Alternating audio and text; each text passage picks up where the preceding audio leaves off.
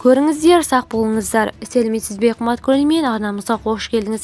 Әлемде және Қазақстанда болып жатырған соңғы жаңалықтарды алғашқы қатарынан білгіңіз келсе, арнамызға жазылыңыз, лайк басуды ұмытпаңыз.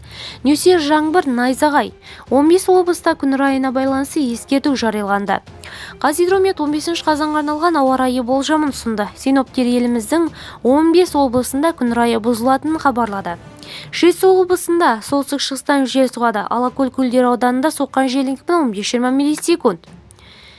Күндіз Қызылорда облысының солтүстігінде орталығында шаңды дауыл тұрып, солтүстік-шығыстан соққан желдің екпіні 15-20.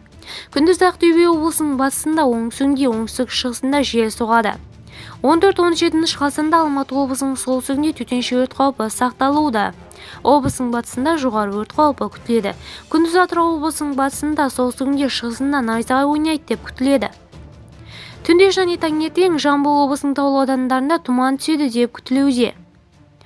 Облысының батысында, солтүстігінде төтенше өрт қаупі, облысының орталығында жоғары өрт қаупі сақталады. Маңғыстау облысының батысында, оңтүстігінде, орталығында солтүстік-батыстан соққан желдің екпіні 15-20 миллисекундты құрайды. Қостанай облысының оңтүстік-батысында жоғары өрт қаупі сақталады. Түнде және таңертең Қарағанды облысының шығысында тұман түседі деп күтілуде. Ұлытау облысының оңтүстігінде төтенше өрт қаупі, облысының шығысында, орталығында жоғары өрт қаупі сақталады. Күндіз Түркістан облысының солтүстігінде шаңды дауыл тұрады. Облысының солтүстігінде, батысында, орталығында және таулы аудандарында шығыстан соққан желдің екпіні 15-20 миллисекунд. Түнде және таңертең Абай облысының батысында, орталығында тұман түседі деп күтілуде.